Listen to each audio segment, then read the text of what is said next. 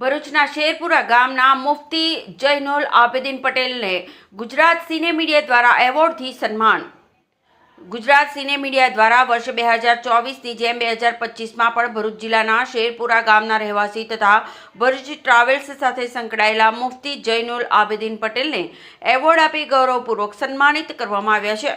મુફ્તી જૈનુલ આબેદીન પટેલને હજ તથા ઉમરાહ યાત્રામાં યાત્રિકોને આપેલી ઉત્તમ માર્ગદર્શન, સેવા અને નિષ્ઠાપૂર્વકના કાર્ય બદલ 2025 માટે Umrah best tour guide award તથા સોશિયલ વર્ક એવોર્ડથી સન્માનિત કરવામાં આવ્યા છે.